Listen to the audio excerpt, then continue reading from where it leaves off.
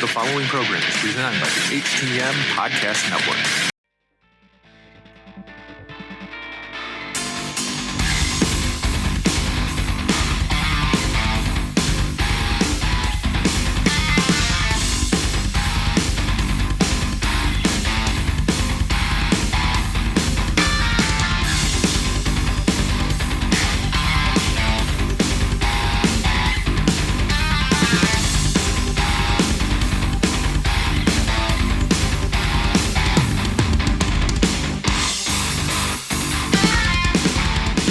Welcome to another episode of Turnbuckle Talk, powered by thegrowposition.com and a proud part of the Roar Network, presented by the Hitting the Marks Podcast Network, also now in association with IndiePW.com.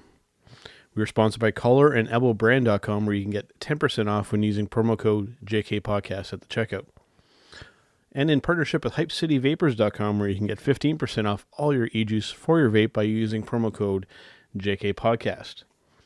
We can be found on Facebook, Instagram, and Twitter by searching at TB Talk Pod.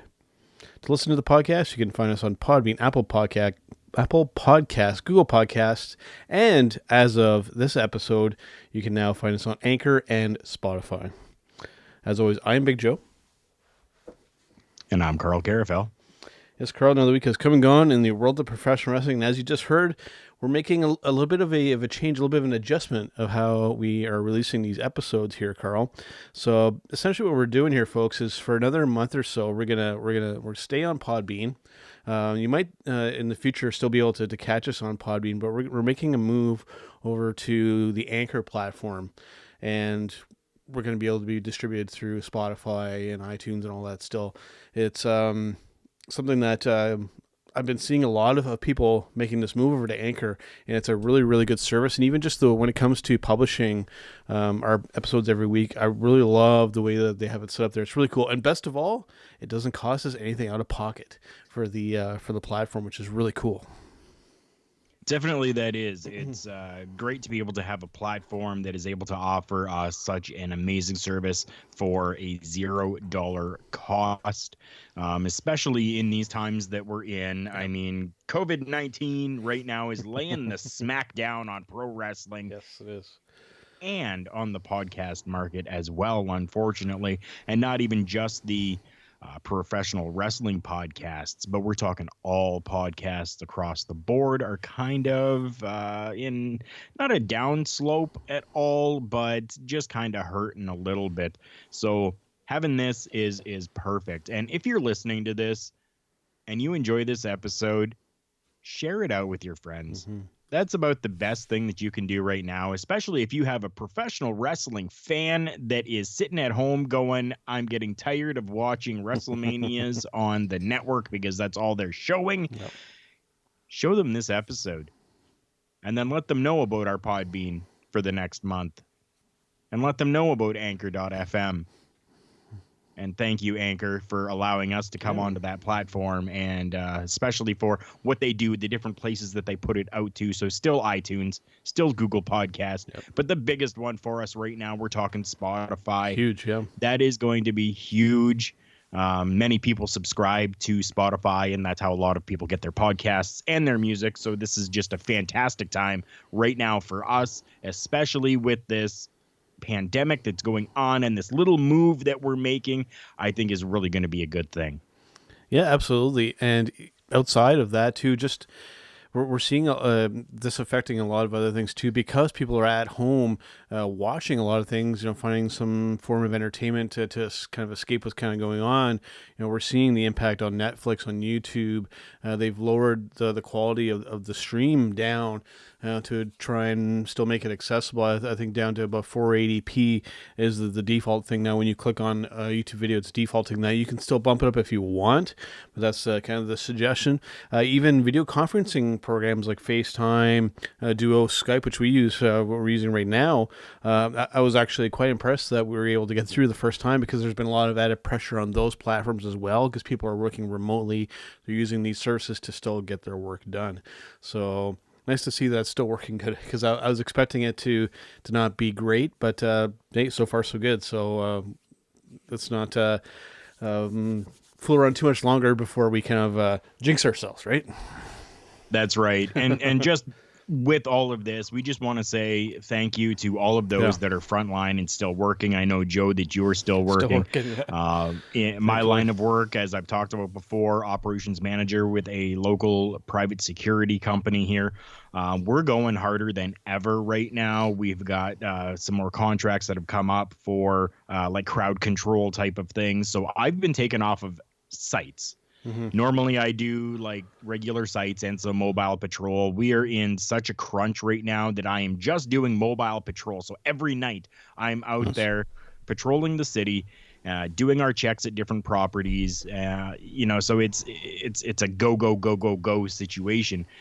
Even those the police, ambulance, fire, all of those in the healthcare system, all of those that are still making my cup of coffee for me when I'm out on the road at night, and even those restaurants that are out there that are still trying to provide a takeout or delivery service. So thank you to everyone that is still working in this situation, and it's greatly appreciated.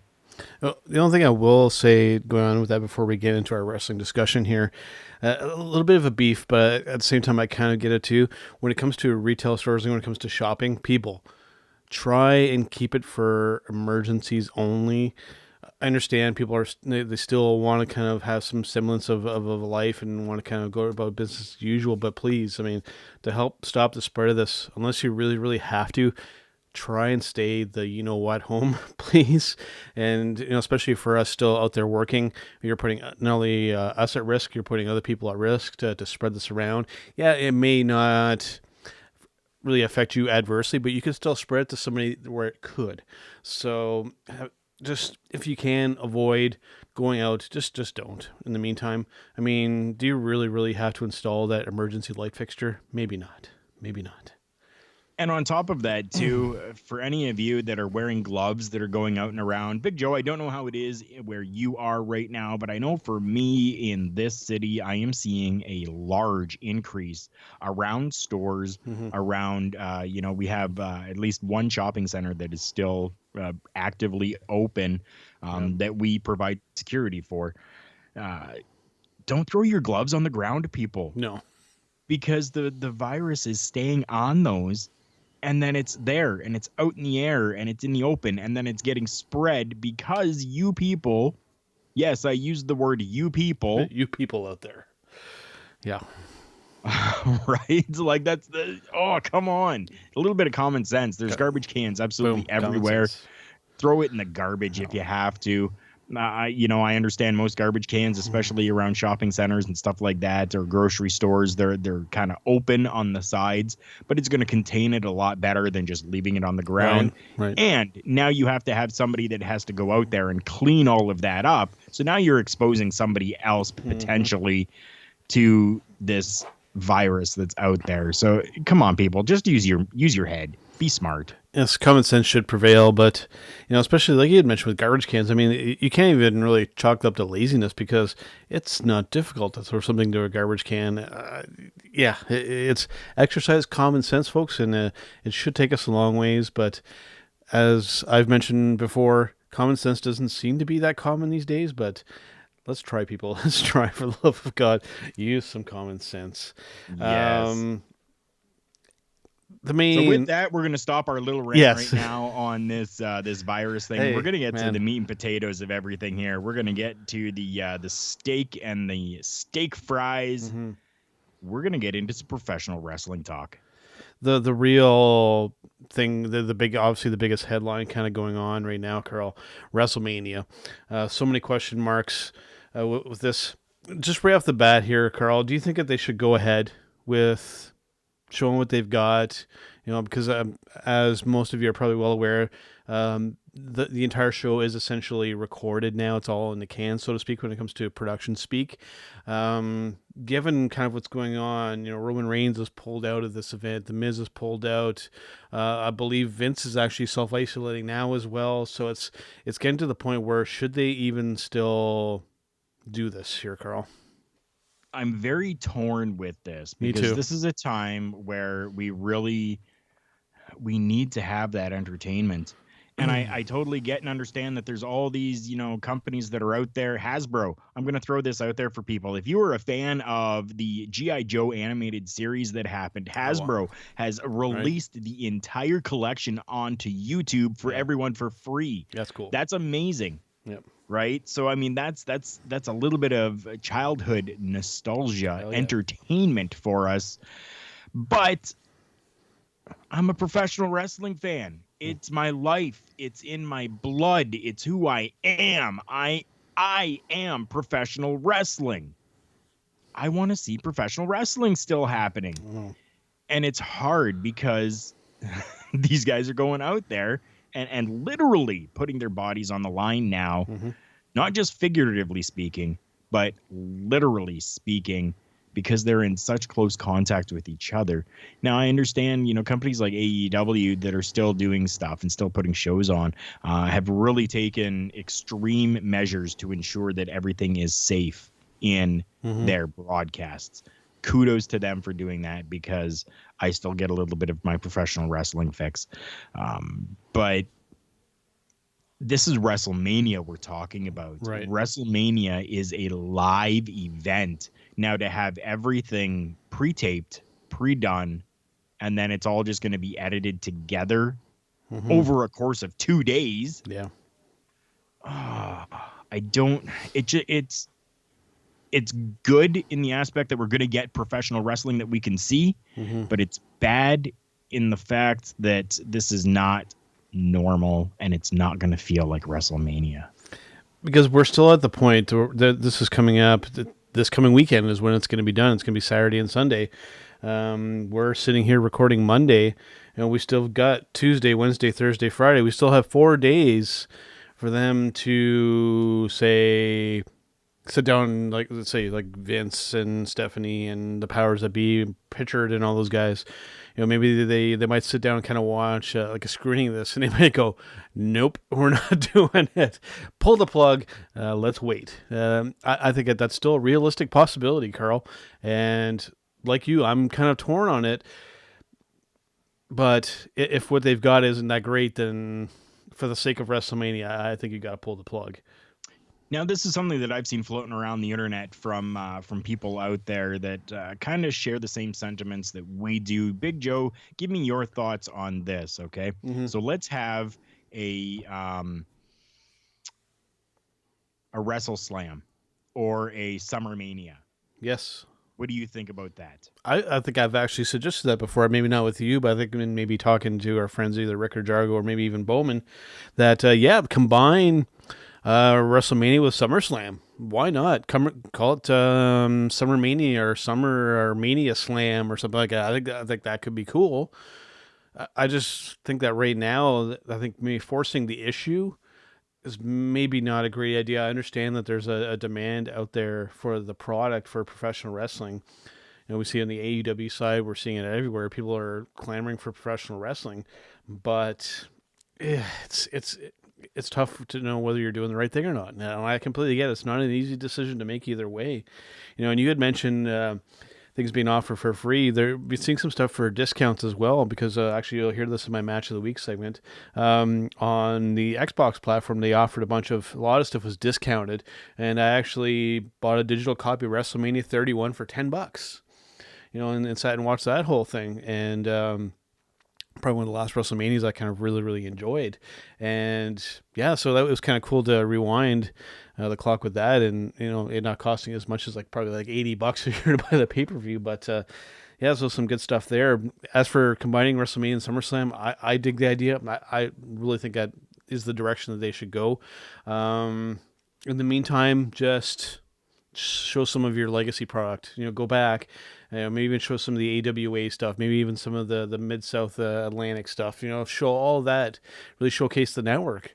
I think that's another thing too, that we don't just have to have a lot of stuff. There's this tremendous catalog that WWE has, including all of the old school stuff that maybe some of these people that aren't really aware of it can start seeing. And especially right now with everything that's going on, the WWE actually has jumped onto the free bandwagon, so to speak. And they are actually offering not the entire collection, but they are offering a pretty substantial collection of matches and programming on the WWE network to the masses for free right now, Right. including every WrestleMania that has happened. So if somebody wants a WrestleMania fix, they can get it right now for free. Yep. Smart move, I think, on the part of WWE, because you're going to get these people hooked with the programming that you're giving to them for free, and then they're going to want to subscribe afterwards. Good for them. Awesome idea. Business-wise, I think that totally makes sense. But they're even doing it. So put it all out there for free. And I haven't checked it out fully because I personally still subscribe to the WWE network because I like some of the original stuff that's on there. Yep. I like some of the collection stuff that's on there. They actually just put out a 3-hour like best of Ric Flair out there. So Nice. I sat in the tub the other day and my body was just aching from all this work I've been doing. And I sat in the tub and I threw in a bath bomb from Lush, not sponsored by. Damn it. I threw in a bath bomb from Lush and literally just sat my phone up there and watched like an hour and a half of Ric Flair. Woo! I was so happy about it. So my question now, Joe. Yep. What about the Hall of Fame? Going back briefly first, because you had mentioned with this free stuff, that this is actually something that we talked about. This is going kind of ways back. We were talking about where they were possibly going to introduce a free tier to the WWE Network and then like an upper tier. So that this could be the beginnings of that. Having said that too, given kind of what's going on, if they do decide to air this WrestleMania that they have in the can, given the situation here, Karl, I think it would be a wise move for this to also be offered for free. If they're going to go ahead with this pre-taped WrestleMania from the Performance Center, I think that they got to do it for free at this point. I 100% agree with that. They definitely need to. As for the Hall of Fame, I think it's going to have to all be done just kind of remotely. You're going to have a couple people presenting. It's going to look completely different. I think it's going to just all be kind of pieced together. You're not going to have people doing acceptance speeches and stuff like that. I don't think you can do it. So now, would you rather this remotely done, or would you rather maybe hold off for a little bit and do it at like SummerSlam instead? Those are your two options. You can either have everybody calling in on Skype or whatnot, or just wait. Either way, what would you prefer? Either way, I would rather they wait and do it in person, honestly. Especially if they're going to postpone WrestleMania to something like that, then you tie it in with that. If you're going to go ahead with this pre-tape, then go ahead and do the remote Skype call-in thing. See, I'm a little bit different with that. I understand that they got the pre-tape and stuff, but if they're going to show WrestleMania, leave us something that's going to be live. Yeah. So wait. I think in total. Whether they postpone, whether they show, no matter what they do, I would rather them wait with the Hall of Fame, because for some, this is actually something that's very prestigious for them. Yeah. Right? So to kind of dial it back a little bit and not really give these performers the recognition that they deserve, especially after so long of a I don't want to say a fight, but an outcry, I guess you could say, maybe out there, to have the British Bulldog put into the Hall of Fame. Yeah. I don't want that just turns into a small little video package and then it's just, he's in now.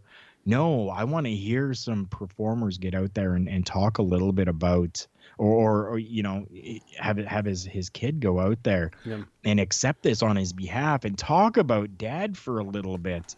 That I want to see that, especially for the British Bulldog. Oh, I hear you. But given the situation, what's going on, their hand might be forced into doing all this kind of remotely as work kind of. I mean, obviously we have to work remotely just given the nature of it. But given what's kind of going on, their hand might be forced. It's going. I think regardless of what happens, either or, it's going to be a very different feeling Hall of Fame ceremony when it comes to that. So it's going to be different. I think so too. Regardless of which way they go. Yeah. The couple things that have the one really interesting thing that's been surrounding all of this was we saw Roman Reigns pull out of WrestleMania. I don't know if it was all on him or if it was a combination of him and the company, but due to his previous condition, he's decided that he doesn't want to be a part of it just for health reasons and the risk and whatnot.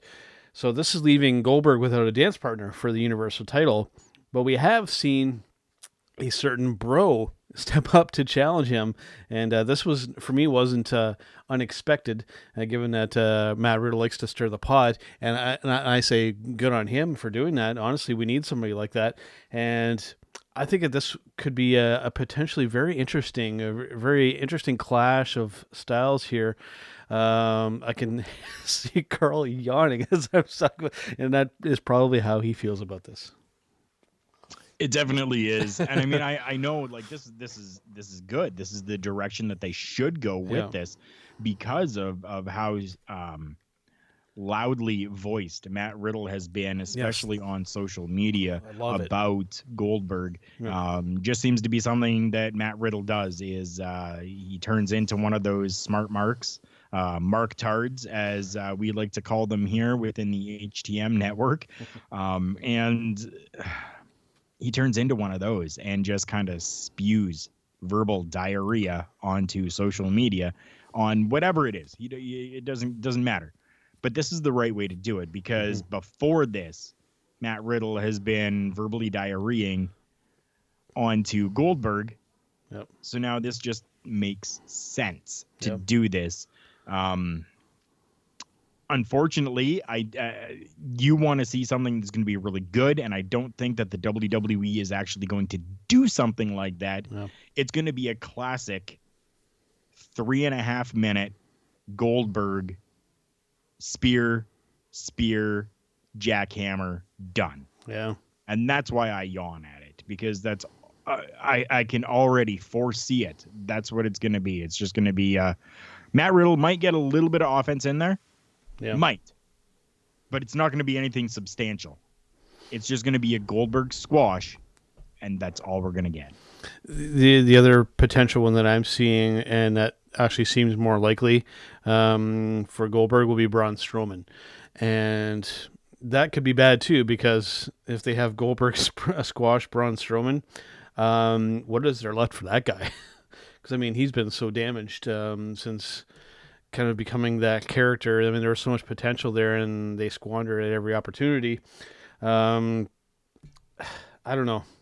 But with this whole, when they put the title on Goldberg, I knew that shenanigans and BS was going to follow. I didn't think that there was any real money to be made there. I know Goldberg is still a draw for some people. For me, I'm over it. I'm really over the Goldberg thing. I was a long time ago. I am too, unfortunately. Yeah. I mean, I was a Goldberg fan back in the day, like WCW sure, we all days, were, yeah, right? yeah. But I mean, time has come and passed. Yeah. This championship should be around the waist of somebody like Braun Strowman. And again, you talk about how they've squandered Braun Strowman. I mean, you take a look at the IC championship run that he had. Pathetic. Pathetic. Yeah. Not believable at all. No. That Sami Zayn can just go in there and, 3-on-1 or whatever it was and take the belt off of Braun Strowman. Like, I didn't believe that for a second. Mm-hmm. And they just kind of threw it on him, took it off him, and he's just thrown to the wayside again. Yeah, man, it's tough. The other really out of left field one that I've been seeing, and I don't know how I would feel about it, but CM Punk supposedly to challenge Goldberg. I mean, that would be, I would maybe pop for a few seconds. But I mean, does Punk really at this point have that real kind of cachet and appeal anymore? I think that depends on you as a fan of just how much of, I mean, I liked CM Punk back in the day, but I think doing this backstage thing, I think could have potentially been interesting, but I think didn't really pan out the way that like he was hoping, and that the way that Fox was kind of hoping. I think it's actually kind of damaged his appeal. Yep, I agree. So, which is a shame because I really enjoyed him, and I've always given him props for doing the UFC thing, even though he got his ass handed to him very handedly. You got to give him props for even attempting that, to have the balls to do it. But yeah, I mean, it would be interesting, but for a brief moment, and then if you do the traditional Goldberg match, then it damages him even further. So there's no winning with this whole Goldberg situation, regardless of who you use. It's very true, and I mean that's something that I was going to bring up as well. No matter who you use, I think unfortunately this is just going to turn into a situation of spear, jackhammer, done with anybody. Doesn't matter who he gets into the ring with. That's all it's going to be, because the draw, the big thing, not necessarily even that it was really a draw, but the big thing going into this was Roman Reigns and Goldberg. And now we have absolutely no build up for anybody else. Nope. So it's just going to be you come here. You're going out there with Goldberg, 2 spears, jackhammer, you're done. And, here's your pay. I think that's all it's going to be. Yeah. Well, what I figured that we would do, I don't know if you've had a chance to look at the tentative WrestleMania 36 match card, but what I'm seeing here is 14 matches here. Now, this doesn't include any kind of pre-show stuff or whatnot. I don't know how they're going to go about that this year as well, if they are going to go through this airing the pre-tape thing here. Well, we'll just kind of briefly blow through the list here and see if there's anything that kind of stands out to this. Because when I just kind of look at this, just looking at it for face value here, it doesn't do much for me, with a couple exceptions here. So just blow through the list here. Rhea Ripley versus Charlotte Flair for the NXT Women's Championship. We have Brock Lesnar versus Drew for the WWE Championship. The Goldberg thing is up in the air. Becky Lynch versus Shayna for the Raw Women's Championship. We have Cena versus Bray Wyatt. I think they're doing a Firefly Funhouse match, whatever.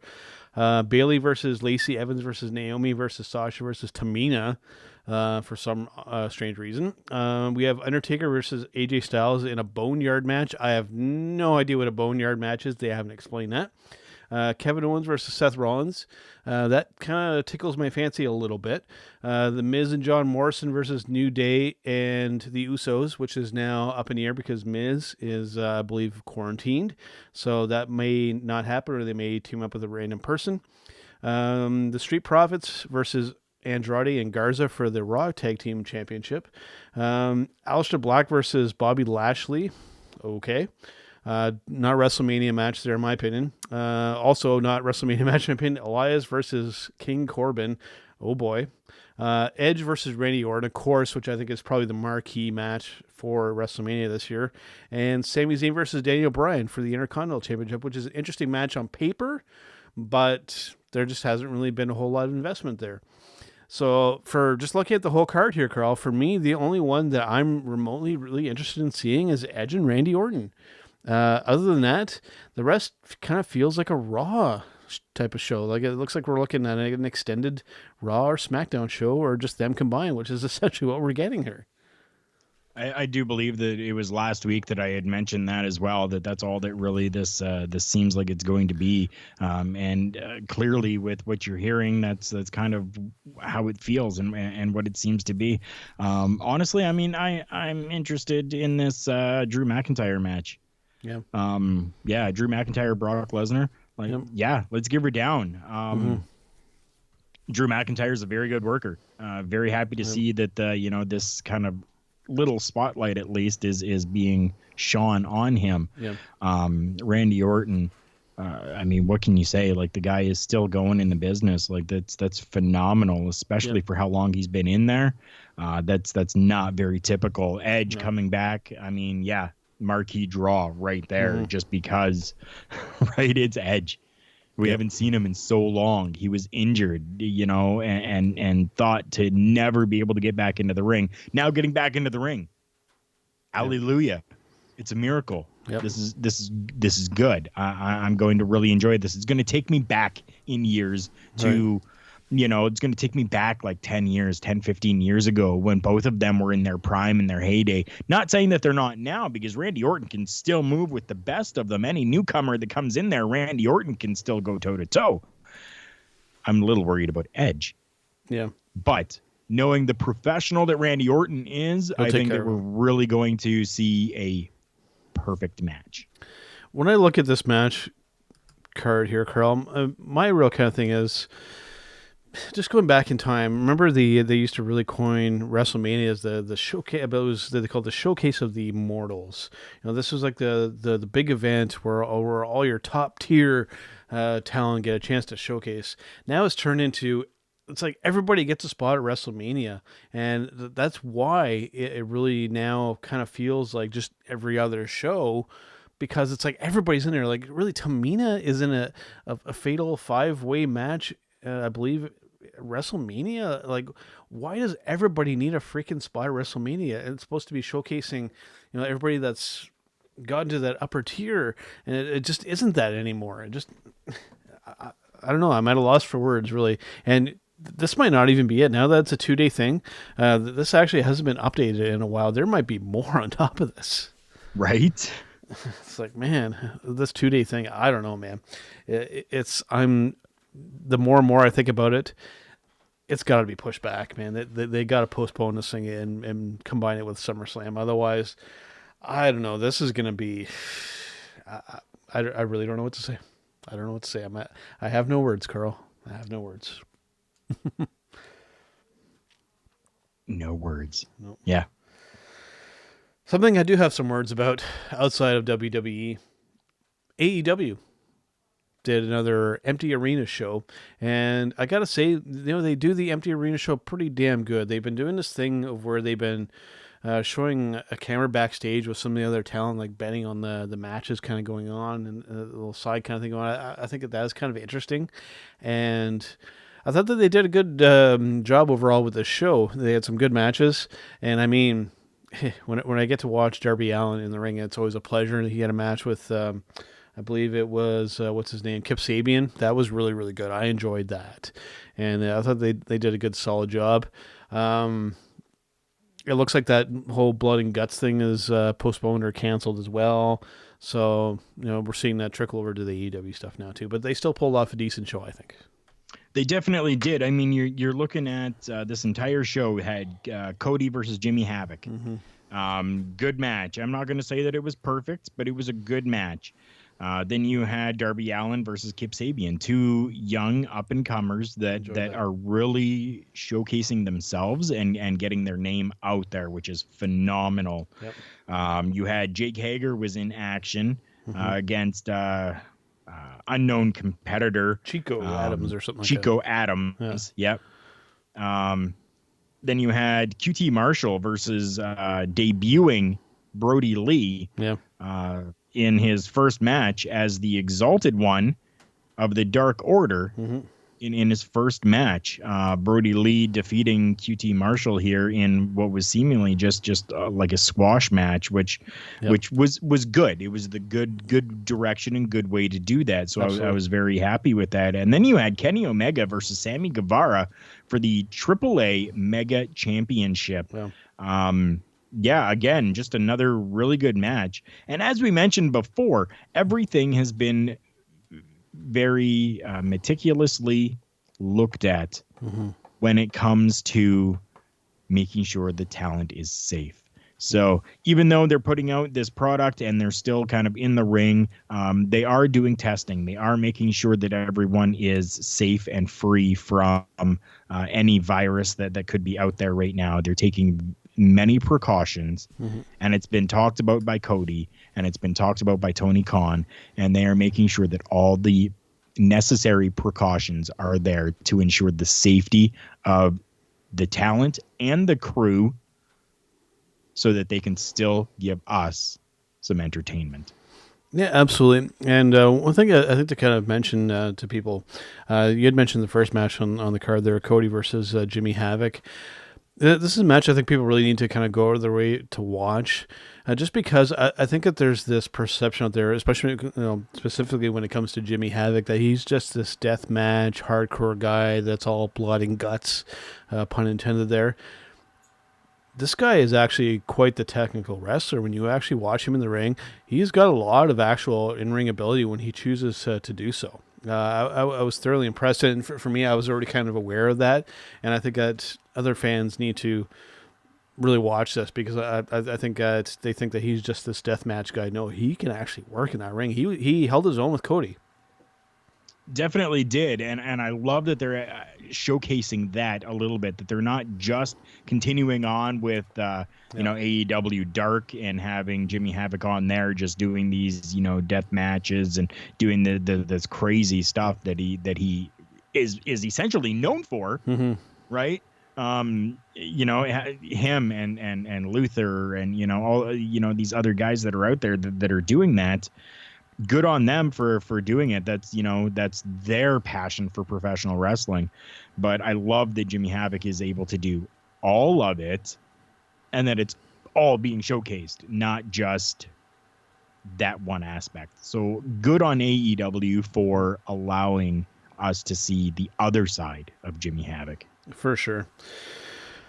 All right, Karl, I think we'll move on to our match of the week segment here. This is a bit of a tough one, obviously, because there isn't a whole lot of live professional wrestling to watch, but there still is other wrestling to watch, so you can still find something.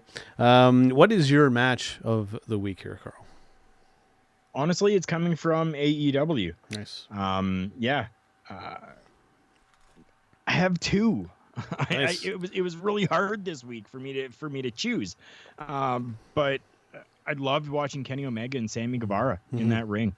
Yeah, again, Sammy Guevara, a young guy, but knows how to work in that ring and is good at what he is doing and is still learning, definitely. But throwing him in there with somebody like Kenny Omega, a seasoned veteran, is only a good thing and a positive for Sammy Guevara for him to learn a little bit more. And then I'm a Jake Hager fan, people. I've said it before. I loved seeing him in the ring. Anytime he's in the ring, I love seeing it. Even if it was with some unknown named Chico Adams. Yeah. Who the hell is that? I think I have him on Facebook. Because Jake Hager was there in the ring. Yeah. I think I might have Chico actually on my friends list on Facebook, believe it or not. Nice. They've been using some independent talent in those enhancement situations, which is always good. For me, my match of the week is coming from something I had mentioned earlier, kind of keeping in line with last week, kind of with the rewind theme here. My match of the week comes from WrestleMania 31, and this included a really cool moment, probably the real kind of wow moment for the show. We had Randy Orton versus Seth Rollins, and capped off by probably the best RKO in the ring of all time. Seth went for that curb stomp and basically launched himself up into the air and put himself right into an RKO, which ended the match. And that was a really kind of wow kind of WrestleMania moment. And I really enjoyed that match. Great psychology. And of course, then we saw Seth Rollins steal the show, so to speak, at the end afterwards there. I think that they did well there by having him lose there to kind of forget about him, and then to have him kind of capitalize at the end. I thought that was a good move. But that match itself, just great. Randy Orton, it's hard to pick a bad match with him most times. So he just makes everybody better in there with him. He definitely does. So I'm not that I'm changing what I've done, but I mentioned before that I was watching some of this 3-hour Ric Flair collection that was out there. 1992. Bret Hart versus Ric Flair. Yeah. WWE Championship match in Saskatoon, Saskatchewan. Nice. Bret Hart defeating Ric Flair. I love classic Ric Flair. Me too. I was a Bret Hart fan as well. Yeah. When I was working and wrestling, I was known as the Extreme Canadian Karl Karufel. So, of course, I'm going to be rooting for the hometown Canadian boy. But just a phenomenal match. So the best match of the week that I saw, that I watched, would have had to have been Bret Hart versus Ric Flair, October 12th, 1992. Saskatoon, Saskatchewan. Nice. A good choice. Classic Ric Flair. I mean, I think you'd be hard-pressed to find too many wrestling fans that wouldn't like that. At least I would hope so, because, I mean, Ric Flair's the GOAT. I don't think too many people would dispute that. So, No. when it comes to breaking news here, Karl, I'm not seeing a whole lot, even just as you were giving your pick here, I'm not seeing a whole lot with breaking news. So what I figured that we'd do is I originally had a topic set for our showstopper. I think we'll just make a brief mention of it before we do our take our break and do our showstopper. And we're talking about, we're starting to see it quite a bit now, just given that a lot of these wrestlers aren't working right now. And we're seeing an increase in these Patreons, GoFundMes, and the one that I'm not particularly fond of, and I'm curious to get your thoughts on this here, Karl, are these wrestlers putting up their Amazon wish lists and getting fans to buy them stuff. What's your take on that situation? Because I'm not really a fan of that idea. So I'm okay with it, because like you've got different options here, right? Yeah. So independent professional wrestlers do not make a lot of money. No, they don't. I can tell you that from experience. They do not make a lot of money. Okay. So they're always asking for support. Mm-hmm. Not necessarily financially, like saying, hey, give me like $20. But what they're doing is they're offering, different things. And I'm not going to get into any of that other stuff. We don't need to, but they're talking about T-shirts and autographed pictures and stuff like that, right? Yeah. But if those people aren't buying those, then they don't have the money to be able to buy other things from like their wish lists that they want. Yeah. So if somebody is more inclined to buy them something from their wish list on Amazon, as opposed to buying an autographed photo or a T-shirt, they're just, I feel that they're just helping to support their independent professional wrestler that they like and enjoy. So in that aspect, I'm okay with it, because I mean, they're out there performing for us. They're out there giving us memories. True. We need to support them any way that we can. Yeah. Along with that, just quickly here, if you guys aren't following us on Instagram, go ahead and follow us. You can find us at TB Talk Pod. Something that I've been doing over the last 3 days, and I'm going to be doing it again today, is in our Instagram story, I have been showcasing a independent professional wrestler, and any way that they are not necessarily asking for assistance, but any way that you can help support them. So I started off with the Dream Girl Ellie, and then the next day I did John Loco. So the two of them collectively are known as the International Superstars. And then day 3 I did Mad Max Morrison. And with those, I left a link to their Pro Wrestling Tees site, so that you can go and help support them by buying a T-shirt or buying something that they have there. That part I like, yeah. I don't have a lot of money. I know that I'm still working, and I'm one of the fortunate ones who is able to, but I have a family. I got 2 teenage kids in this house. That's the thing, yeah. And for me to be able to just throw money out there for them is a little hard. So this is a way that I am trying to, over our social media page, give back to the professional wrestlers. So go and follow us on our social medias at TB Talk Pod, because I'm going to be trying as best I can to continue to do this to help other independent professional wrestlers. Yeah. And even if that is the only way that you can do it, help support them by sharing stuff out. Yeah. Like there's a multitude of different ways that you can support your independent professional wrestler. And you can even support us by going to collarandelbowbrand.com, purchasing some of those new sweet looking shirts that they've got there, and using our promo code JK Podcast actually gets you 10% off, and in turn gives a little kickback to us, which helps. Yeah, absolutely. And when it comes to that, personally for myself, I like it when it's kept in the wrestling world, like if it's for their merch, or for any of that kind of stuff. When it starts getting to the point where it's like hey, buy me a PlayStation, or buy me a cheeseburger or something like that. That I'm not particularly fond of. Like that, the Amazon wish list, like, hey, just buy me stuff. I'm not a fan of. If it's kept in the wrestling context, like, hey, buy some of my merch, buy some of my pictures, as long as they're kept in good taste. That stuff I'm cool with. But to just buy people stuff just because they don't have money, to me, especially during this time, I think it's kind of capitalizing at a time where it's borderline distasteful, just in my personal opinion. I'm not naming names at all, so just in general. I think that the timing is a little awkward. Let's just put it that way. I totally get that. I mean, the timing might be awkward and it might be a little bit more prevalent out there, but this is something that hasn't been recent. This is something that's been going on for quite a while. Yeah. Now, little bit of a behind the curtain for people.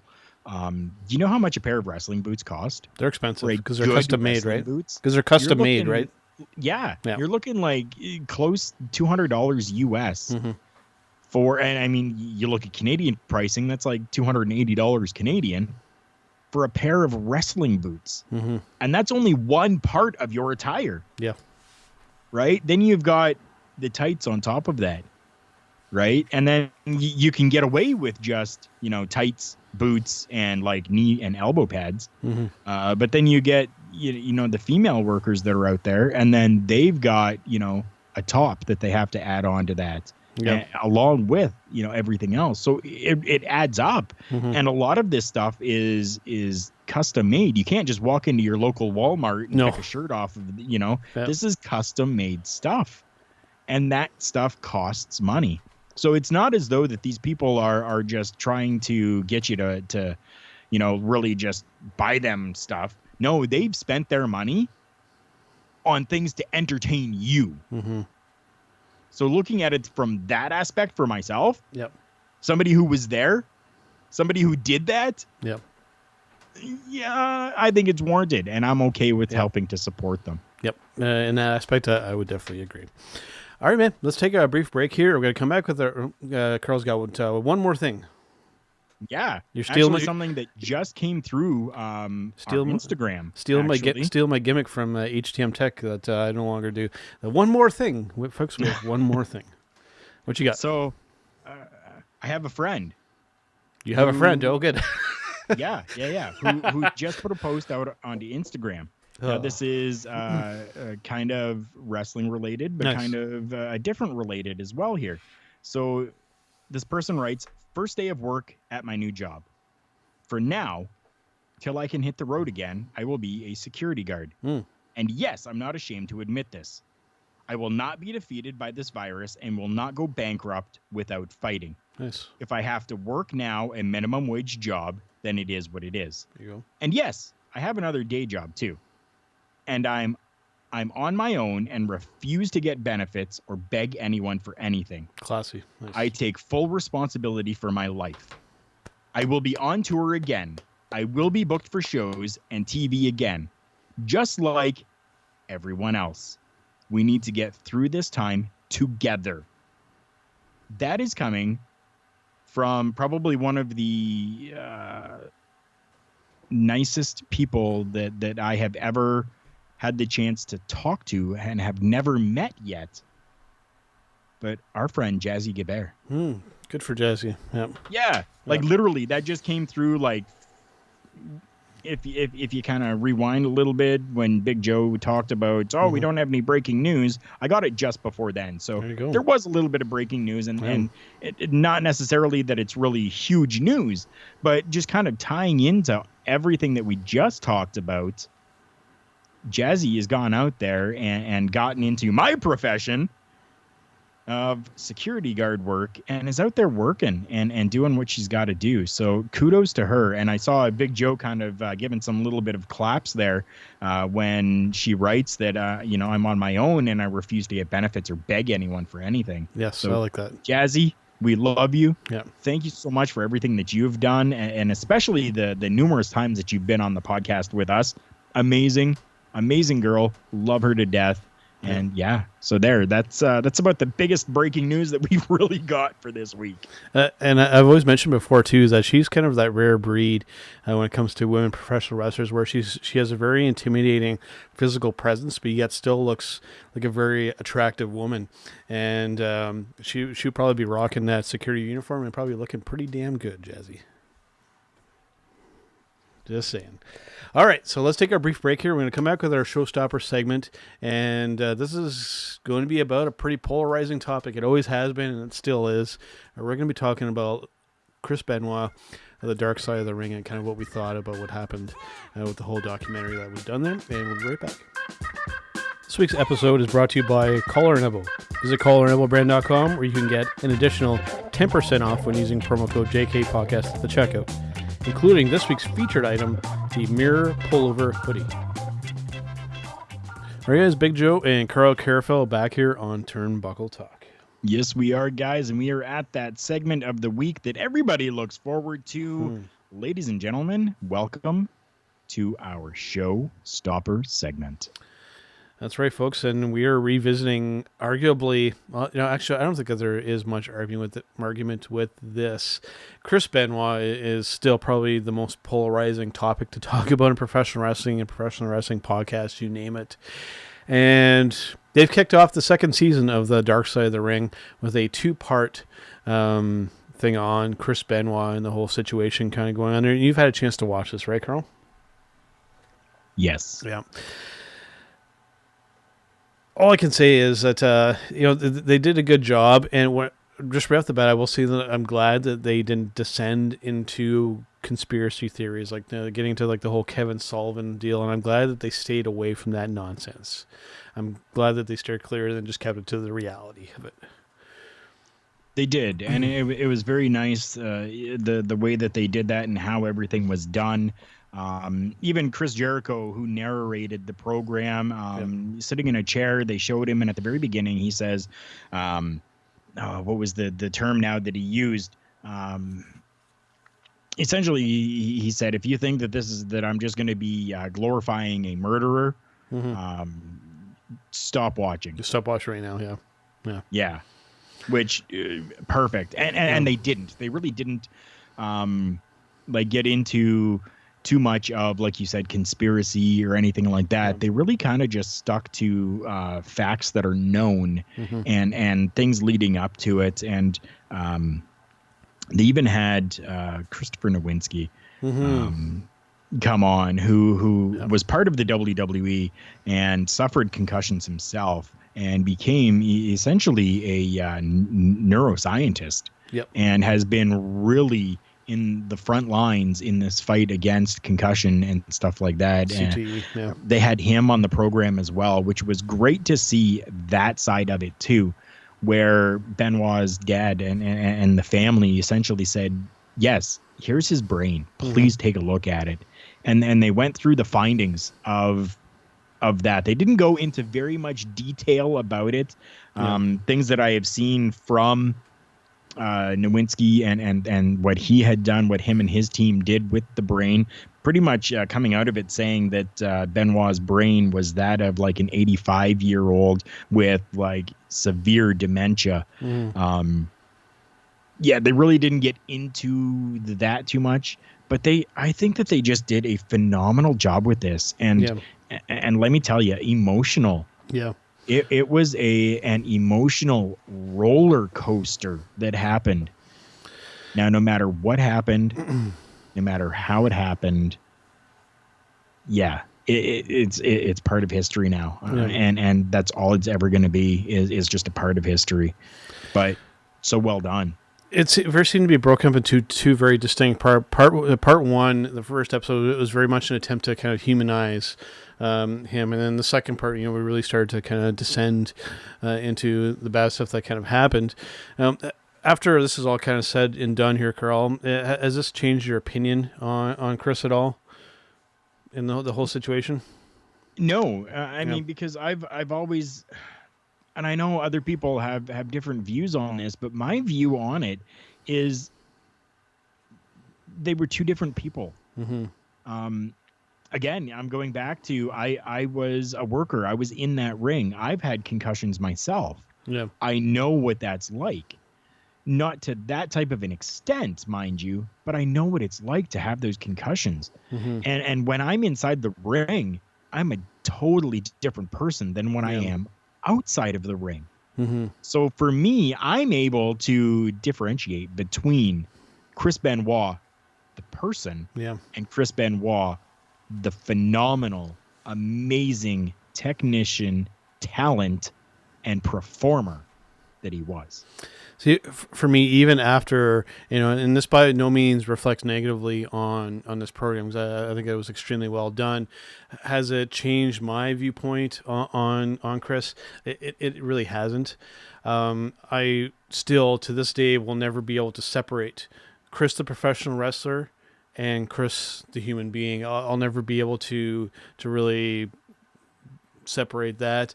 When it comes to the wrestling, obviously we know, that he was obviously a good. I mean, it would be impossible to deny that. But just having, now that we've seen, we heard some firsthand accounts from people, and just so you could. We found, that essentially, this wasn't just kind of like a spur of the moment thing. We know that there was a lot of negative stuff kind of going on. Him and Nancy, obviously, were fighting a lot. With the kids kind of caught in between. This was something that was premeditated. This wasn't just something that was a spur of the moment. Hey, I'm going to kill my family. This was something that was a slow burn, and it was like. It was a collision. It was going to happen regardless, and I think that the real catalyst to kind of kickstart the whole thing was clearly when Eddie passed away. Chris was never the same after that, and pretty much he was doomed to die once that happened. Again, it's really difficult to know and to understand, right? So I mean. Your aspect talking about, like he knew it was all premeditated. Well, there were notes and everything that he left, right? So there was, but I mean, we really don't know. For 3 days, unless somehow we can talk to him, we really don't know. His kid, it's the boy and his wife were dead for 3 days before he killed himself, right? So. And I totally get that, right? I totally do. Yeah. But have you ever been in a situation where your mind is completely frazzled? Oh, sure. I think we all have been at one point or another. But to that extent, where you have the conditions that Chris Benoit had. See, and that's where don't know.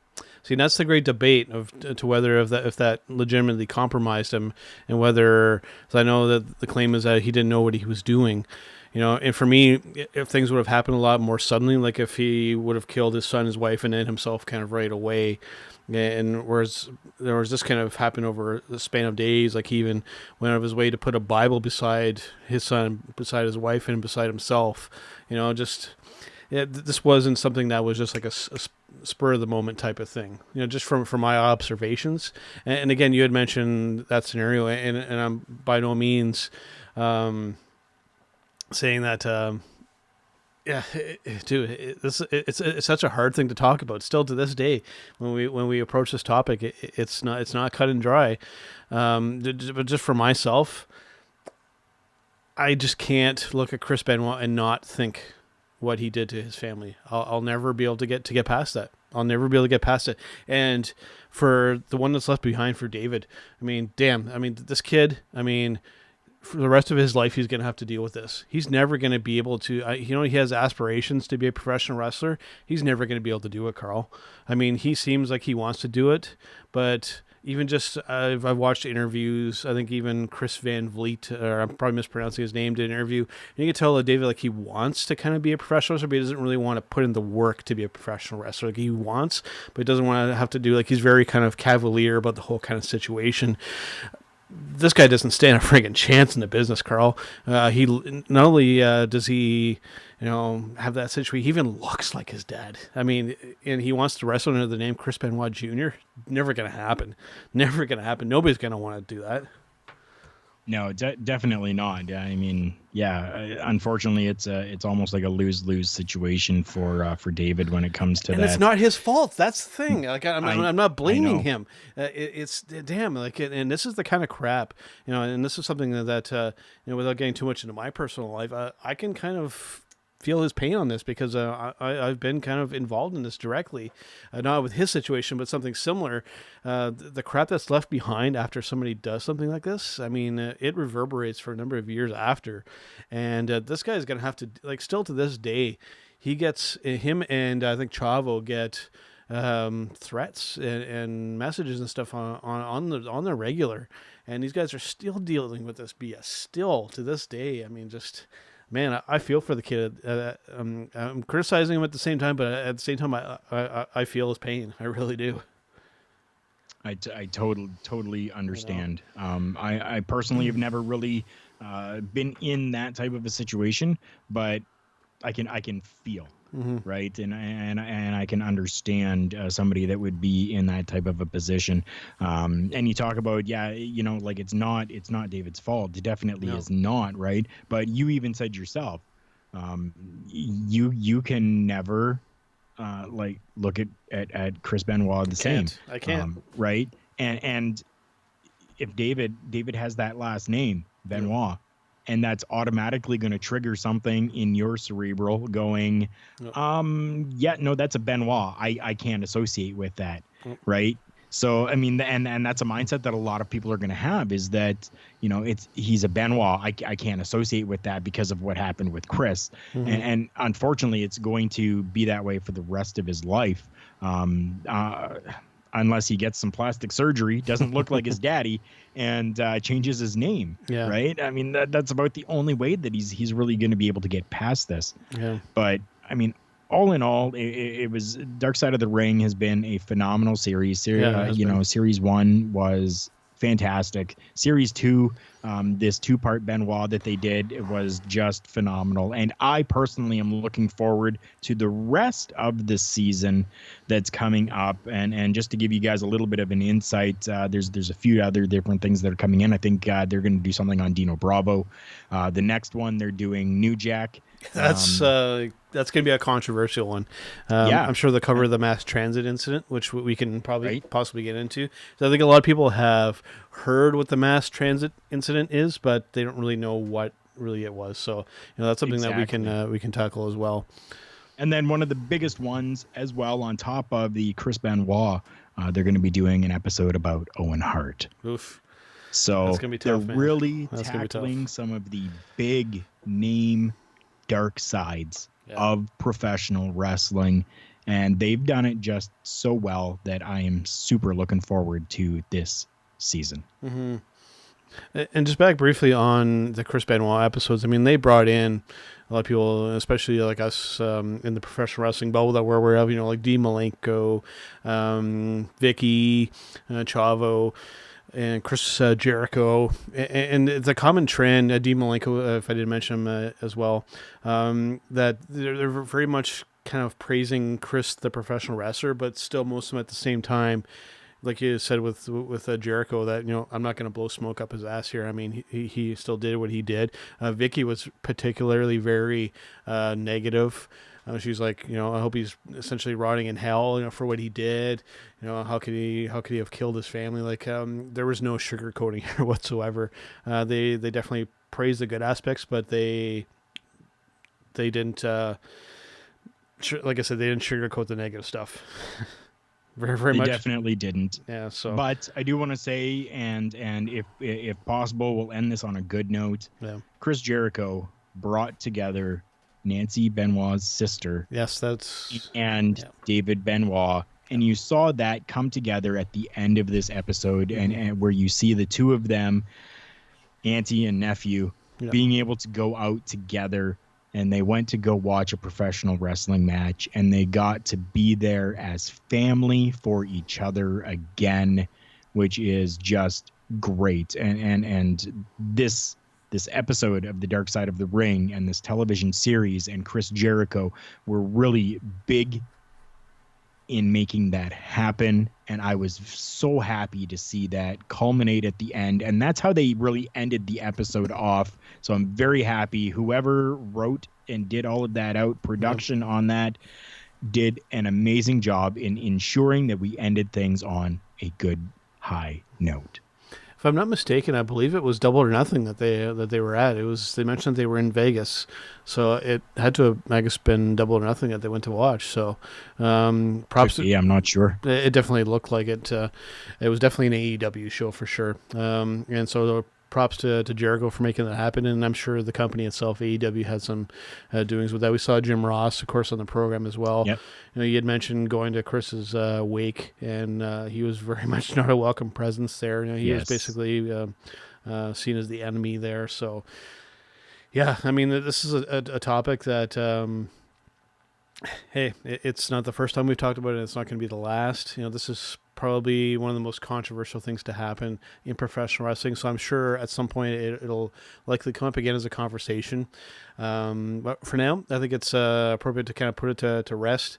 And, just hopefully, especially for David, hopefully he can kind of just, I know it's something you'll never be able to kind of fully put behind you, but hopefully this guy can have some semblance of a normal life. But I think that getting too deep into the professional wrestling business just might not be a good idea for him, just given everything that's surrounded with his dad.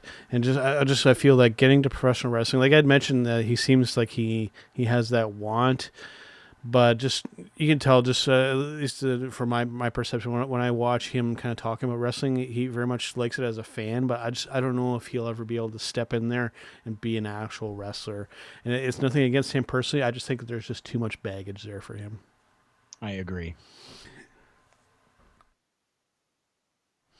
All right, man. Sorry, I had to cough there. I'll put an edit. So yeah, it's been a strange week in professional wrestling. We've had this Chris Benoit documentary. Wrestlemania seems like it's a go, but might not be. It's been pretty crazy, man. You wouldn't think that there'd be much to talk about, but we filled an hour. We definitely did, and that's one of the great things about professional wrestling, is that no matter what, we always have something to talk about.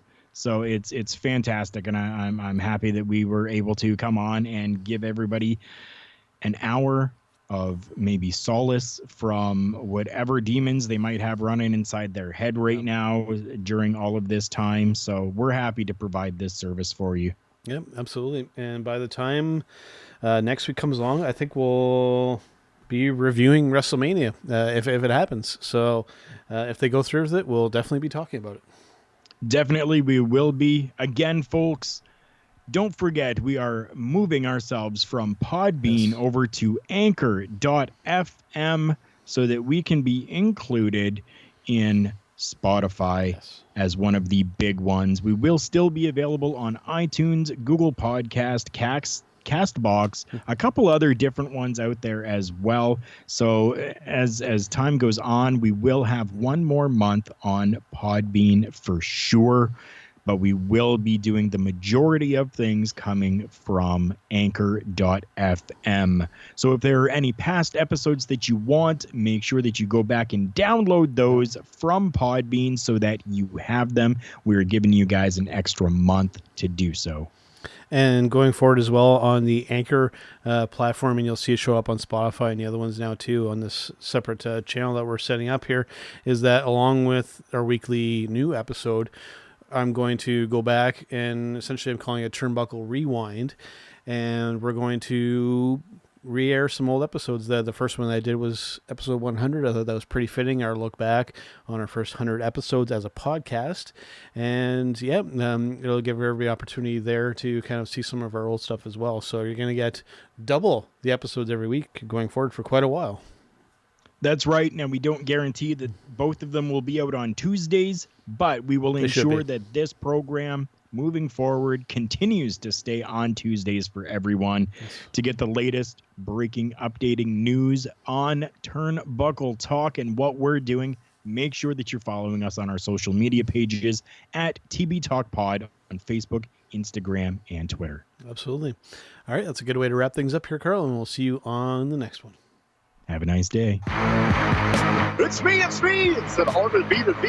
As you can tell in the background, we are out celebrating. That is what we do here at HittingTheMarks.com. And I invite everyone to continue to tune in to Turnbuckle Talk, but check out all of our other shows. We have weekly content, especially lit up by the flagship show, Hitting the Marks Pro Wrestling Podcast. You can find that all at HittingTheMarks.com. Run.